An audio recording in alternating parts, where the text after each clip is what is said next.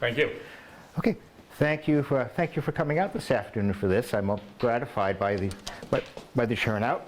A couple of technological things to talk about before we get rolling. First of all, you've all been handed when you came in 3D polarizing glasses, and that I need to get these back. So please hand them back to Hunter. He will not let you leave unless he gets them back. We trust you. We haven't counted them, but we do need the things. About the 3D part. Yes. Do you put these over your reading glasses? Whatever works for you. Whatever. It will work either way. It works either way. Yeah. Yeah. If you most of them are marked Ed Shaw on the front. You want that facing out. And I'll explain why in a moment. More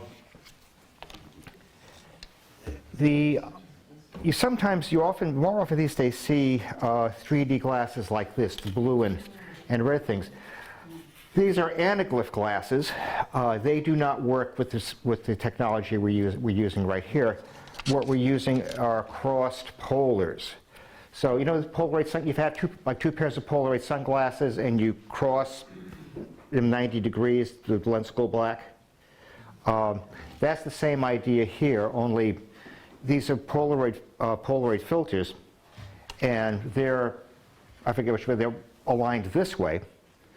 The projector that I'm using has two lenses on it, and each of those has a Polaroid filter aligned the other way. So it will. So basically, what it's doing is it's putting a divider between your left eye and your right eye, and your brain will merge the rest. Okay. Obviously, they didn't have this stuff back during the Civil War era. And why the 3D cards? Well, basically, the initial main photographer of the Civil War was the photographic entrepreneur Matthew Brady, and Brady had some difficulty getting the major photo clubs of the day. The military wasn't interested in having those people anywhere near the emerging front lines in the beginning of the Civil War. Brady happened to have a good connection with old Fuss and Feathers, and he was able to get Lincoln to sign past Brady with the proviso that no government money was going to go into this. Brady ultimately spent about $100,000 in 1860s money. It's multiple millions in today's money, financing his photographers in the field and the operations involved. And he ultimately went bankrupt in 1873 because of that, and because of his expenditures there and an economic downturn. So the technology so basically what Brady intended to do was to sell stereo cards of many of the scenes. So what it looked like back then, so the gee whiz parlor technology of the 1860s and onward was the Holmes Bates stereo viewer. And I don't own any Civil War era stereo cards. They've been too expensive for many years. I do own a stereo view of something about as far away from the Civil War as you can possibly get. And I will pass, this will be passed around during the course of the talk. You can play with it and try it yourself. And again, Hunter will be getting this back, okay? None of you are leaving until this comes back to me. What you do is you hold it like this, and you move this back and forth until you focus it. And we'll just start it here because you're close, but be sure they get to see it. And just tell me what you see when you open it.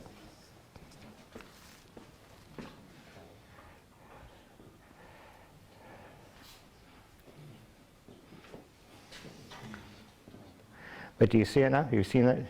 You ever see that anything like that? Actually, I'm old enough so that these used to be at my town library. We know.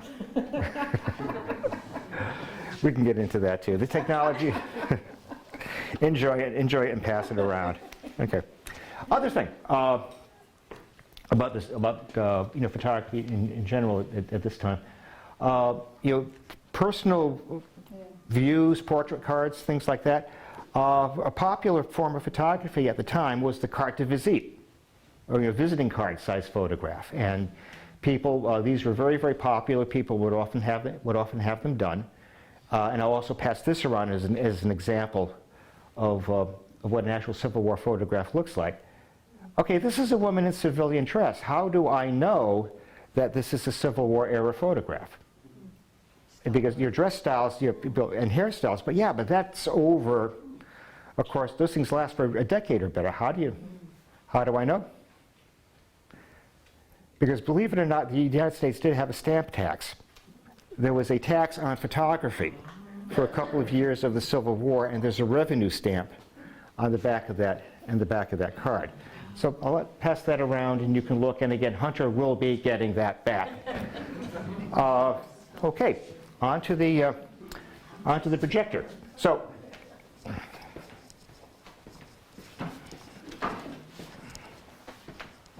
Thank you.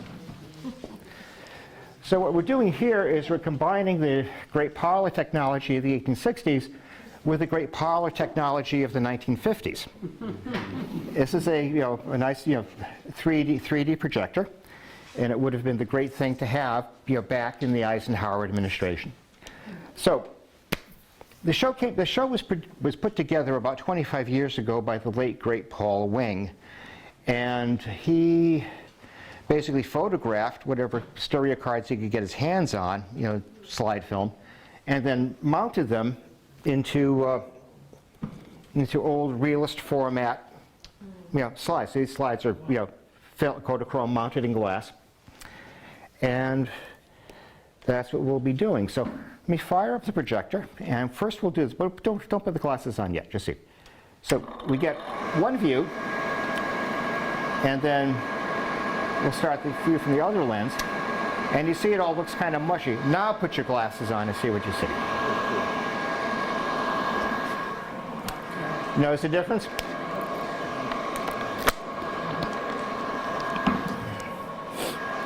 All right, let's get going.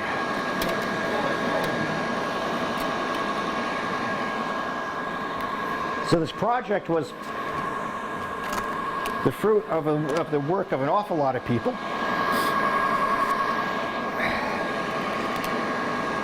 And what I have to do from back here is just keep feeding the slides and occasionally adjusting them. But again, more people. Several of the people involved in this project are sadly no longer with us. But it was a great thing at the time.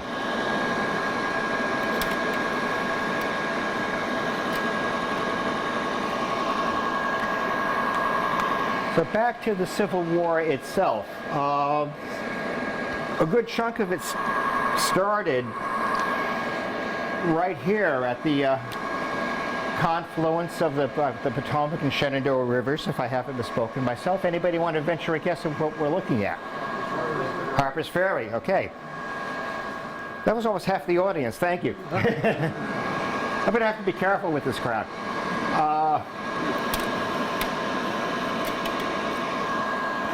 And of course the engine house, and I just dropped a slide, I hope I didn't break it,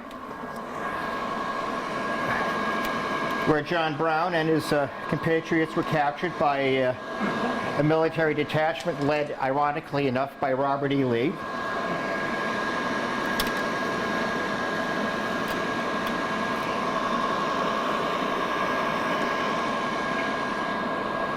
And on to the immediate cause of the late unpleasantness. Anybody want to say what it was about?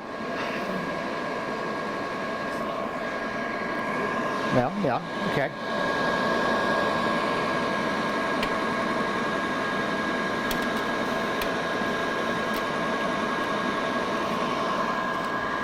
Now, this is an interesting picture here. Would anybody want to venture a guess as to what we're looking at? Well, what would you make of that? Exactly. Yeah. You're right. It's in commandeered use as a Union prison. You can tell by the guards in uniform. But this is in fact the inner courtyard of the Price Birch and Company of Alexandria, Virginia, dealers and wholesalers in slaves. This gives you some idea of the conditions.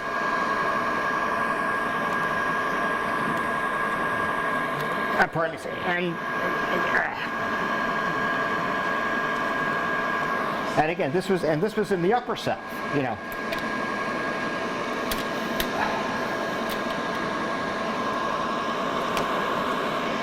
And I have to adjust the projector here. So Lincoln was elected, the South seceded, and the war came. And you know, one could argue that initially nobody felt that the war would last very long.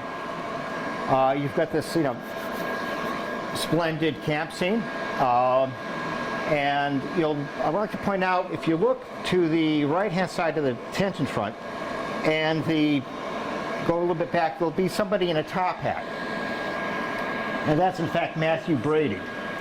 He not infrequently appeared in the pictures that his company produced, at least earlier on in the war. Brady was largely non-active by 1865, but it's all spiffy, it's clean, it's neat, it's wonderful.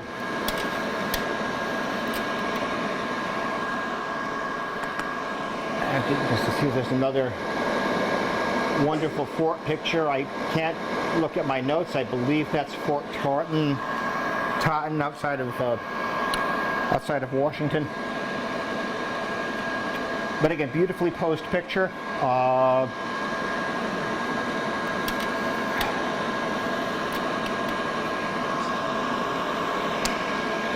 What about if you're starting to move down to the front? Well, here's a camp scene. You know, the troops are taking a pause, riding back home, mending uniforms and such. And of course, color photography did not exist back then. So what you'll find, and these were available at an extra charge, were hand-colored prints. In some cases, even hand-colored slides. The quality of the color varies considerably, and from the artists in the crowd may note that the slide's the picture's not entirely colored. There's an interesting selective use of color in that.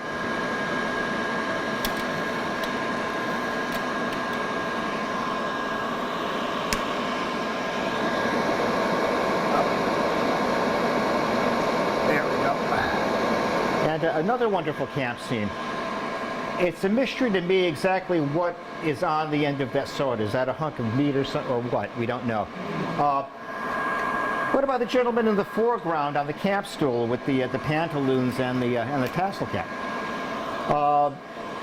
It's an example of a Zouave-style uniform. Again, the uniforms were not particularly standardized in the opening year of the Civil War. And a lot of militia units that came up, came up in their militia Zouave uniforms. In many instances, ending up fighting in their Zouave uniforms, and being in the thick of combat in red pantaloons was probably not the safest thing to wear.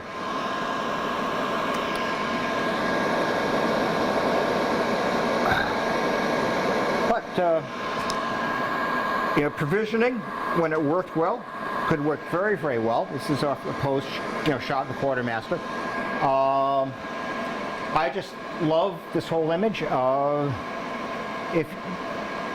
have to read the box to you, because if you turn your head to the side, you won't be able to. But it's Army bread, hardtack, Union Mechanic Baking Company. My understanding is that those cases, are rare these days because they were so much chopped up for firewood. But you often see, reproductions of that in reenactment camps. If you weren't satisfied, with what the Army had to offer, could buy extra delights from a sutler. And again, prices though were very, very high.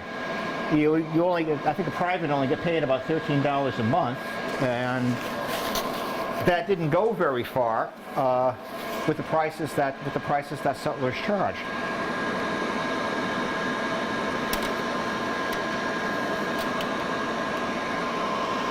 And again, just another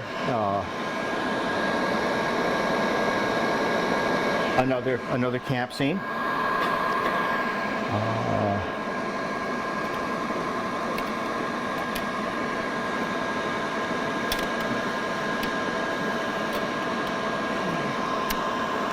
And a camp like that, would likely have had troops on picket duty. They didn't get into to go for dinner. There they are cooking their rations out in the field.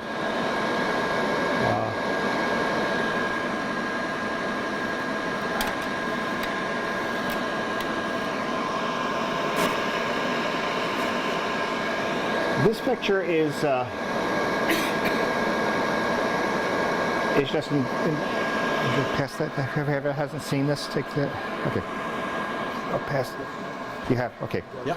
Just pass that back to him, please. Thank you. Sure.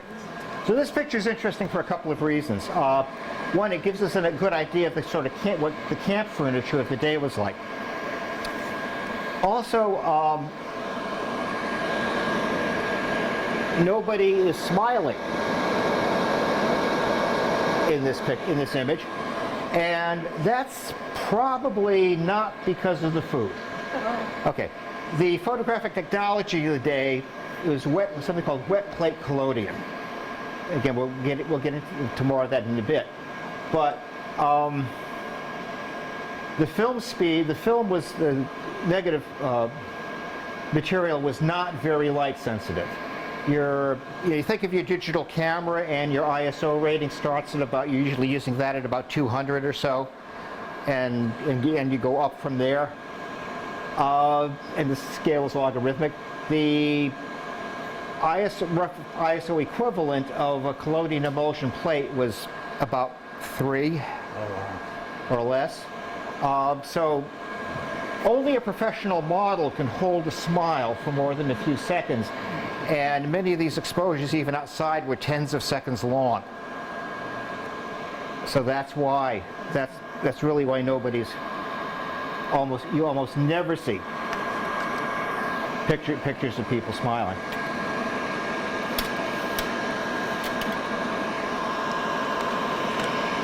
And another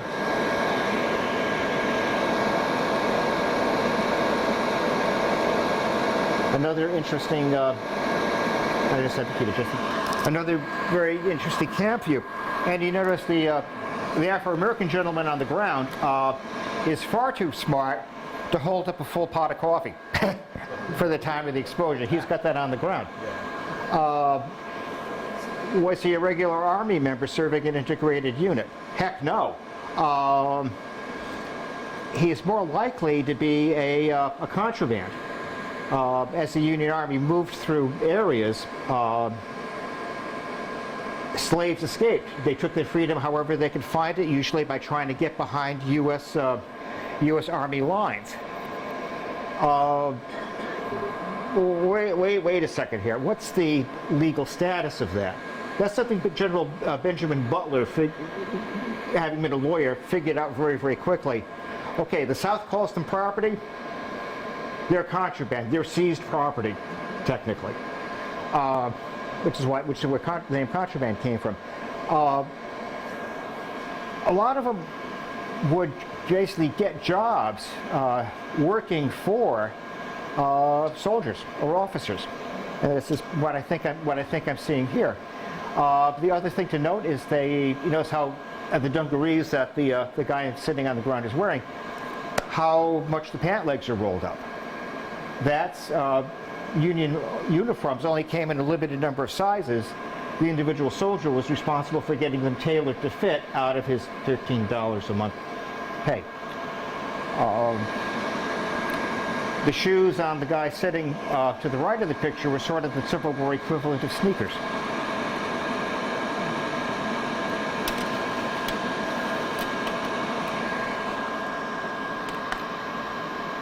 And again, this is a crossing of the Rappahannock, and we'll just use this as a, if I remember that right, and we just use this as an example of slaves, people fleeing battle areas, and also an example of me getting my slide order slightly mixed up. But anyway, forgive me. But again, one of the classic pictures of the Civil War that I'm sure you've seen in books or in video. Again, this is a classic picture of contrabands. They're wearing pieces of Union Army uniforms, and they're basically working around the camp. Pay a little attention to the short guy who's on the right-hand side of the picture. And if you've ever seen a copy of Alexander H. Gardner's photographic sketchbook of the Civil War, it's a thing of Gardner's own photographs and vignettes. That, I'm very sure that's the guy who appears in the What Do I Want John Henry picture. So,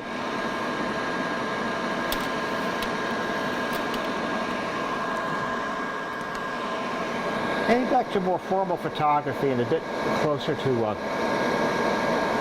Washington. Okay, you notice the top hat again? Mm-hmm. That's Matthew Brady. Mm-hmm. Now this is General Henselman and staff, Army High Society, as it were, I would believe. Where they are is interesting because that is Robert E. Lee's former mansion. It was seized by the Union during the Civil War. It became the nucleus of Arlington National Cemetery.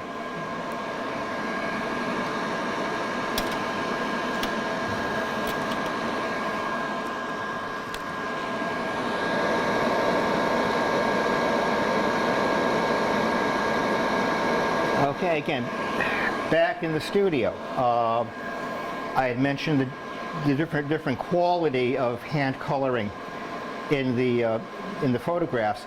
This is a particularly exquisite example. Just enough color to make it look like a color picture overall, and not too much. This is Pauline. This is a portrait of Pauline Cushman, who gained some degree of notoriety as a spy for the Union. Again, she was found out by the Confederates. She was captured. She was in several days of execution before she was rescued by U.S. troops. U.S. troops taking over the area.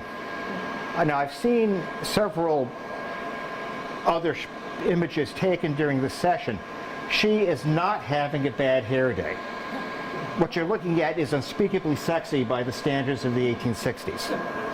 Like she's just come in, having gotten a number of important Confederate military secrets by means of which are nothing of your business. Great lady, love her, look into her. Tragedy what happened to her later on in her life, but she's just one of the great people.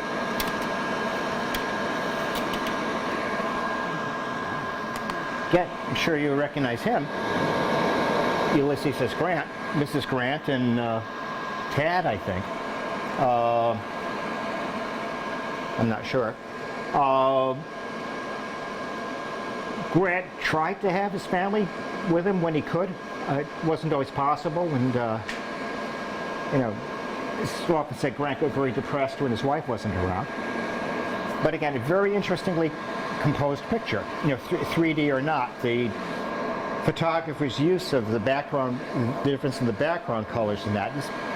Whoever shot this, and I'm showing you the work of probably a half a dozen photographers, whoever shot this really, really knew what he was doing.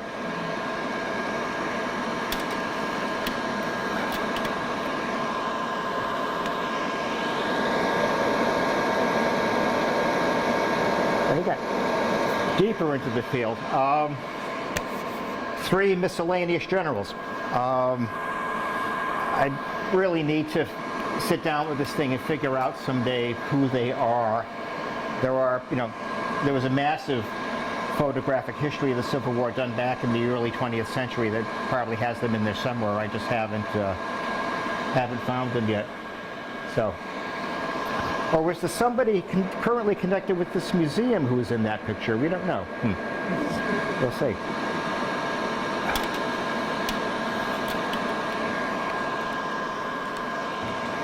And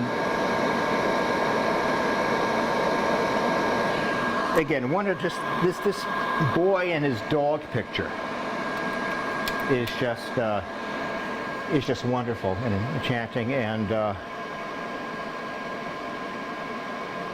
fairly high ranking. It's, does he look vaguely familiar to anybody?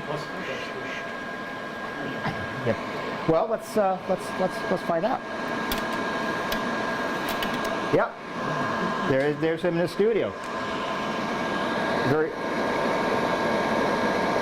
George Armstrong Custer, one of the, if not the youngest general in the Civil War. Anchorman in his class at West Point. Does anybody know what that means? Yeah, bottom of the class. But he could ride. He could lead.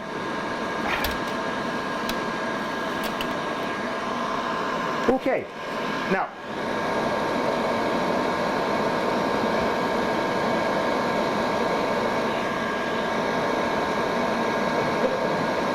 photography back in the 1860s was largely based around what's called wet plate collodion.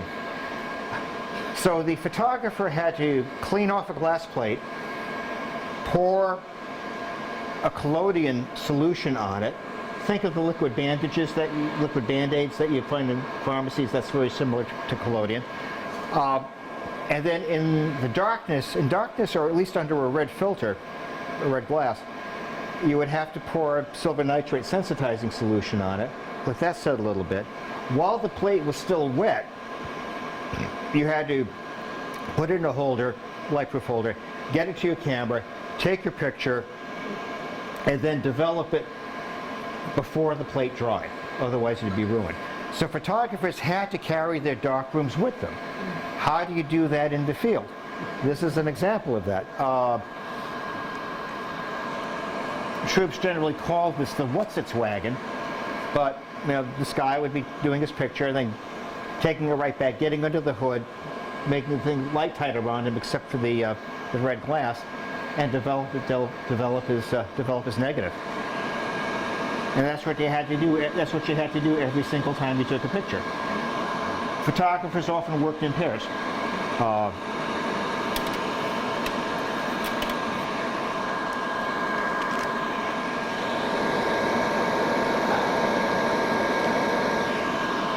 I happen to like boats quite a bit, so let's talk a little bit about Civil War boats. A riverboat gunboat. Again, doesn't look like it's too heavily modified from what it may have been originally if it was a modified ship. Side wheel thing with cannon on it. Okay, that looks fairly normal.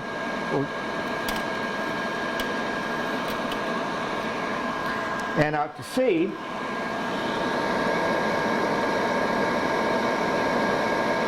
it's an image of the quarter deck of the USS Pawnee. Again, the Union fleet had to be very, very active in attempting to blockade the southern ports, which they did rather successfully.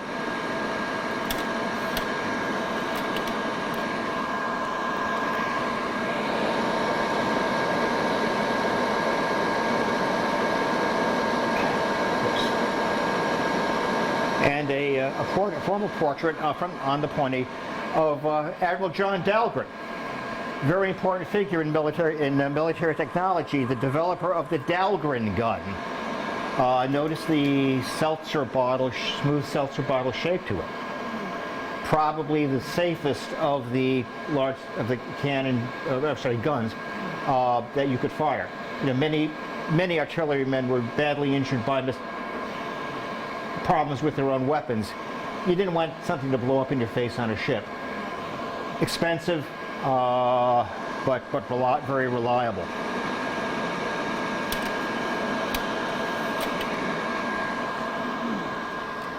How do you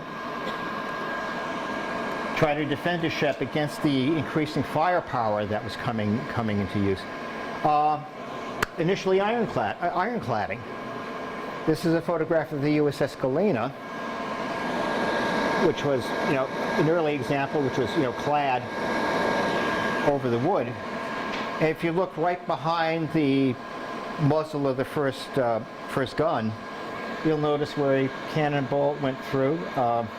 If you're going to do ironcladding, you kind of have to go all the way when you're doing it.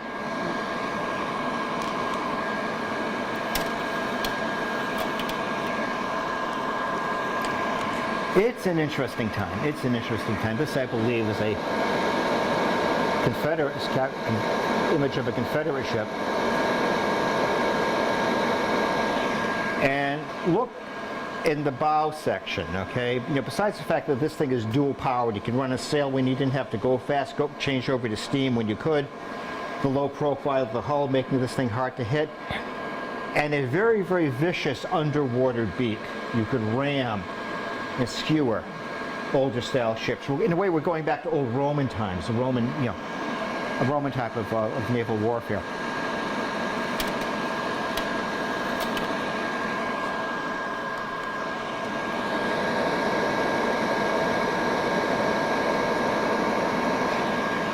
This is an unusually interesting photograph. Okay, again, Union Shipyard. The two decks that you see in the foreground are from two Monitor class ships. The ship that's the main subject of the picture is a captured Confederate ship that was used to try to break through the blockades. It was a semi-submersible. When this thing was loaded and underway, only about a foot or so of the hull would be showing. Again, the Confederacy had to go through very great lengths to try to get supplies through the Union blockade as it grew tighter and tighter and tighter. But it's a remarkable piece of technology, a semi-submersible.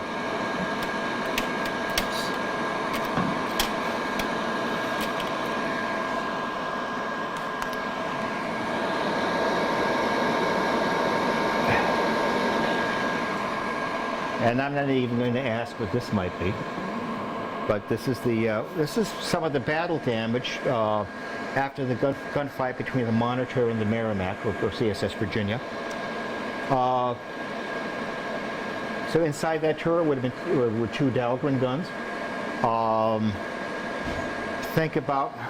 Look at how deeply those cannonballs made.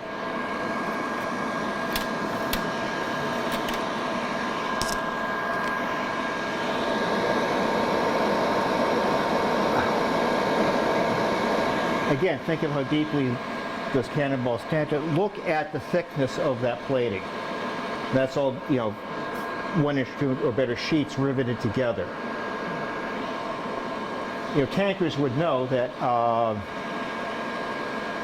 you wouldn't have had to have a cannonball penetrate if it had hit with enough force that the interior plating would spall, the fragment. You'd kill everybody in the turret. Imagine the noise that was in that during that battle. Imagine the 120 or better degree temperature down in the engine room of the Monitor.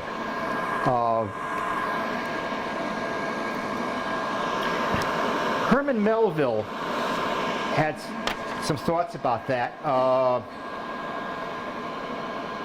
Hail to victory without the goal of glory. Hail to victory without the God of glory. Zeal that needs no fans or banners. Plain mechanic power, plied cogently in war, now placed where war belongs, among the trades and the artisans. Are you seeing the major change.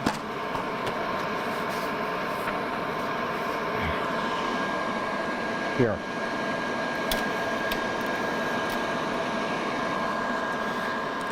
And again, this is a photograph that is a compositional mess in 2D, in 3D. It's utterly spectacular. The CSS Teaser, the escort ship to the CSS Virginia,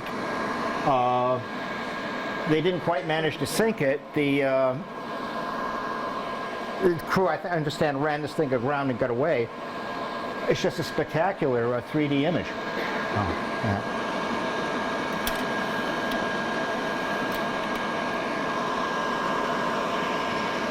A very important boat that often gets overlooked is the pontoon boat. And they were absolutely essential to the Army getting around in many situations. These things were often done up as kits. You know, a boat would have its own wagon wheels and that, and its anchors and deck planking and stuff like that all stored in it. You would move it to where you needed to, take that stuff off, or stow it in the boat, put the boats down, put the planking down, go over.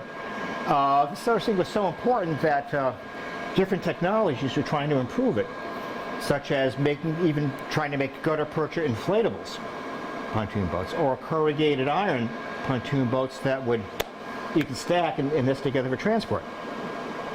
Both of those tend to sink with 1 or 2 bullet holes in them. That's not the case with wood. So the good old style, and you see these around this. You can't underestimate the importance of this thing, humble though it may be compared to the other technologies I've shown you.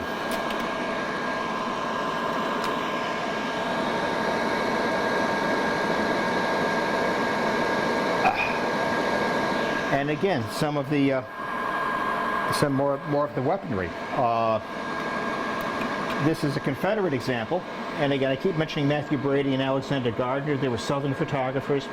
I believe Osborne and DeBeck, if I'm remembering correctly, who were also very, very accomplished photographers and did quite a bit of work, much of which was accidentally destroyed when Sherman went through the South. But again, canister shot basically turns that thing into a gargantuan shotgun against attacking troops.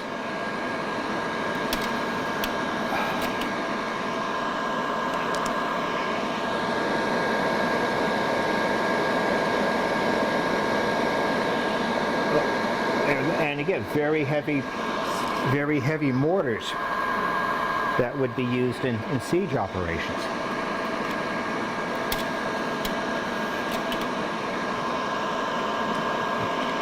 That's some of the big stuff. This is some of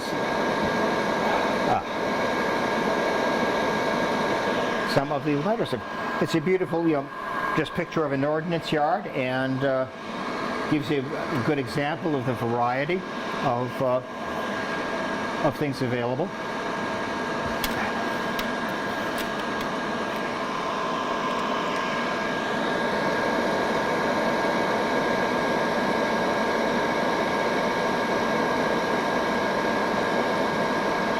Okay, does everybody see that okay?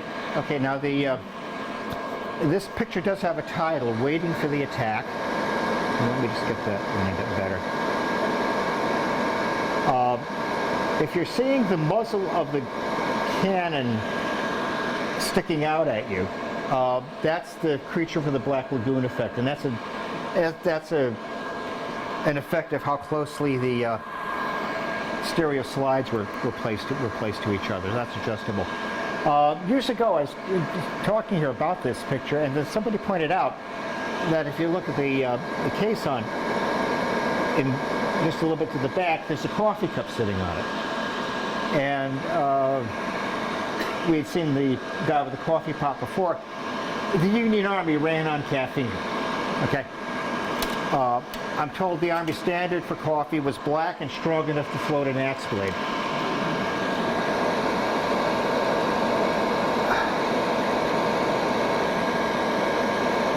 And I'm sorry if this is a little bit, I'm having trouble adjusting the slide. But again, and again, field artillery.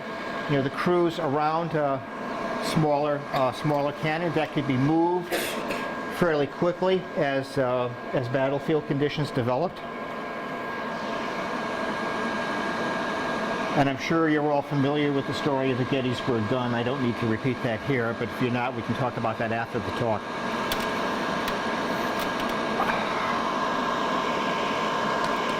And in the smoke and confusion of a battlefield, if you happen to be in a column that's marching into the field of artillery fire, this is a very, very famous photograph, the sunken road at Antietam. Yep. Have you ever seen it in 3D? You have? Okay, now you have.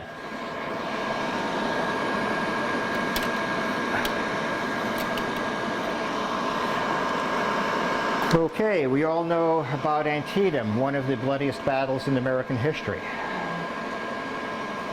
And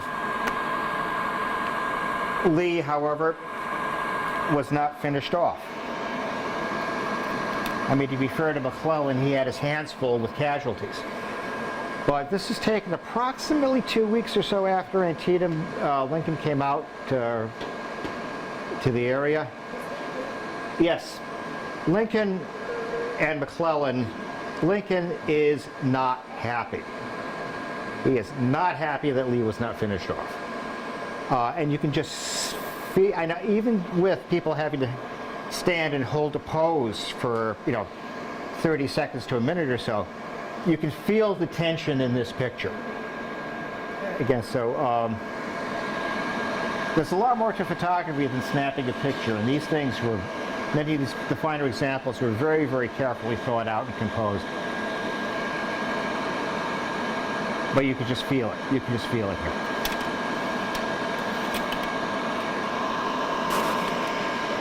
Well, what did you have to deal with in the aftermath of Antietam, and many other battles? Okay, you're injured. You're on the field. If you're lucky, quote unquote, you may get picked up by a medical orderly unit and get transported to a field hospital. Again, notice the Zouave uniforms. Again, so this is probably, you guys are originally a militia unit, I would guess, who are now working as a medical unit.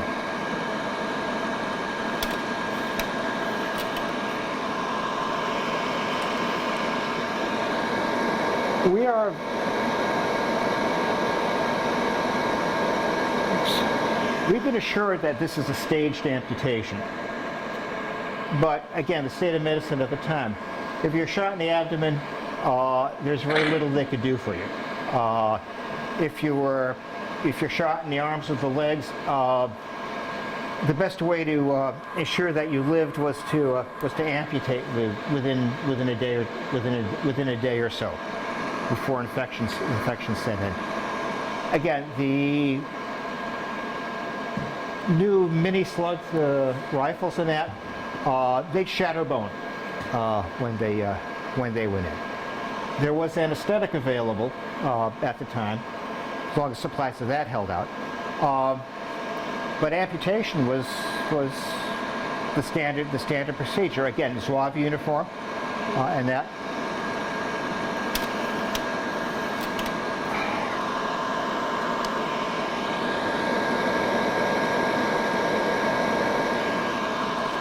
And the medical department got bigger and bigger. This is the dedication of a new Army hospital. I'm not sure which one, but essentially what you're seeing coming out of the Civil War, the Sanitary Commission and such, are the beginnings of the VA system and the pavilion style hospital.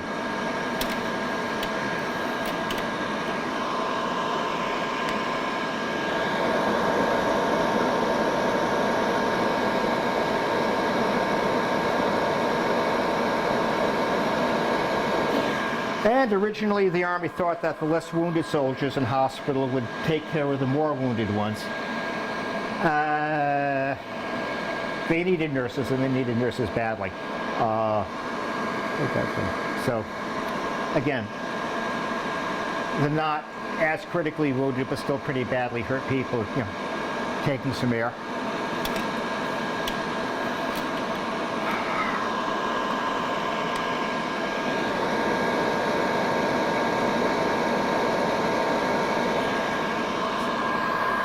But getting to hospital, getting the amputation in time wasn't a guarantee. This is a hospital cemetery. Infection took its toll. Yeah. I'm not sure. There may just be headboards at this point. I really don't know. But these are all fresh graves. And again, I don't know if this was intended to be permanent, that people would be moved on later. I simply don't know. Yeah.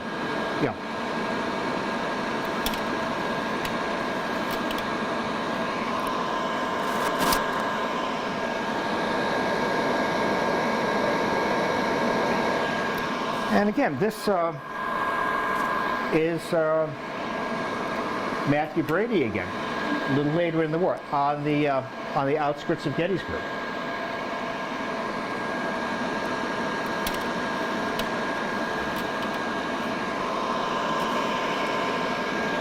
And one of the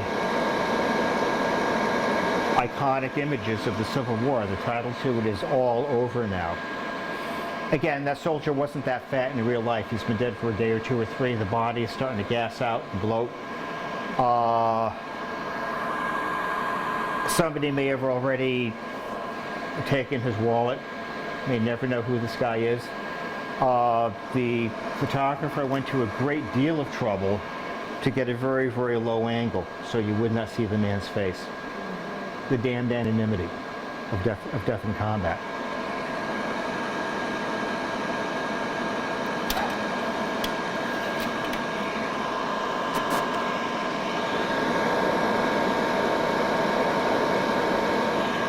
And another picture from the Civil War that I'm sure you've seen many times, Confederate prisoners taken at Gettysburg, and they'll be shipped off somewhere, I don't know where, possibly Elmira. You notice something about the picture? Nobody's looking at the camera. They're still defiant. Beaten but unbowed.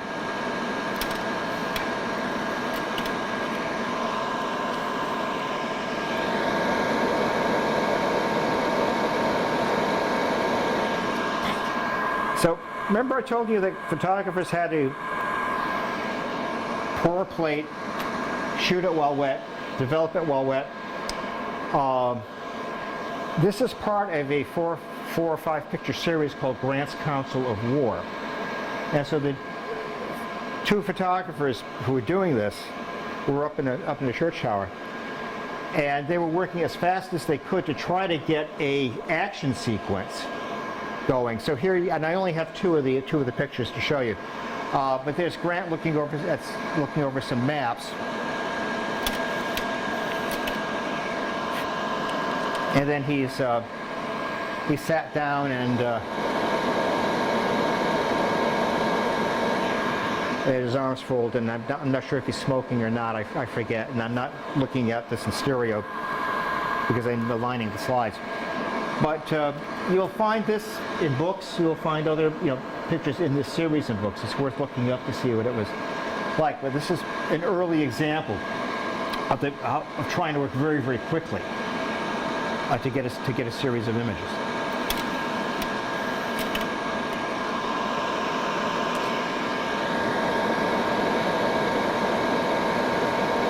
And again, we certainly don't need to ask who this is. It's something, we've all seen General Sherman before, but have we seen him in 3D? There was shot, again, this would be a popular picture. It would be something that would sell very well as a 3D color. So it makes a lot of sense.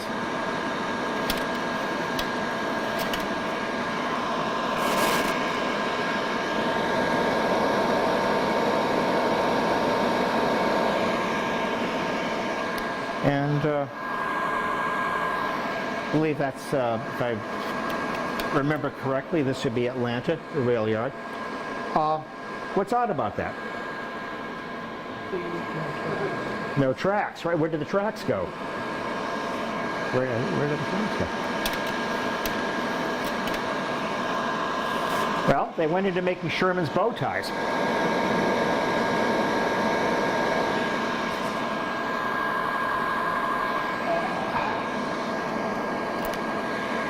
And you could just imagine the amount of work that was, paralyzing the South.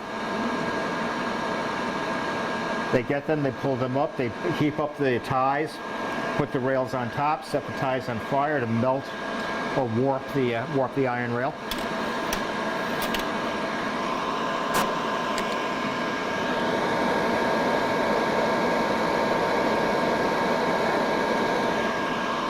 And a southern photograph, stereograph before the disaster befell. Really, that's Charleston, South Carolina, the Vulcan Iron Works. I just love that sign. What's that floating in the street? Yeah.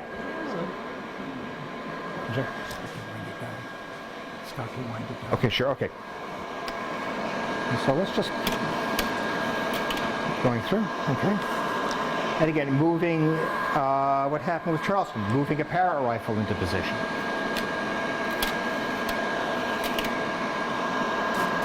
And again, the aftermath there.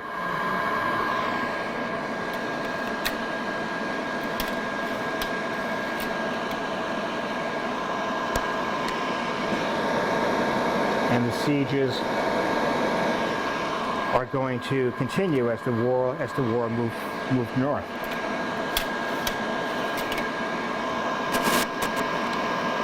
I showed you a mortar before, and I present to you the Dictator.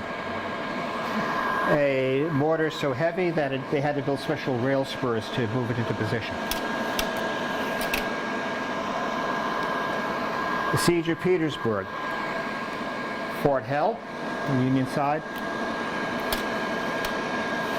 and Fort Damnation on the Confederate side.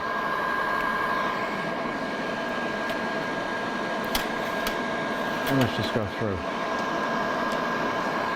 Photographs of slain soldiers were taken frequently and were a sadly common thing. Again, you'll see these, you've seen some of these in books.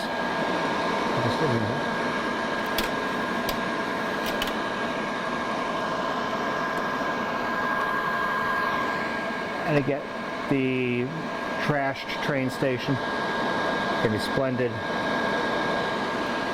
image, a mess in 2D, spectacular in 3D. Matthew Brady again.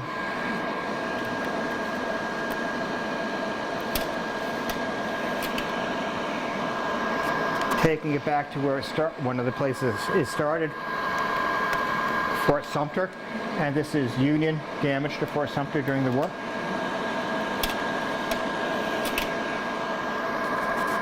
The rededication of Fort Sumter that happened ironically on the same day that Abraham Lincoln was assassinated.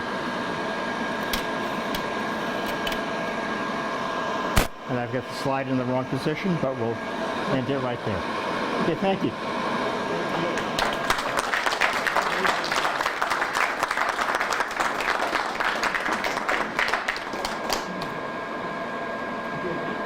Fantastic. Thank you very much, Sean, for your presentation. Okay. I think everybody enjoyed it. And it's an interesting thing because these photographs were taken for so long ago. Yeah. Again, folks, thank you for coming in.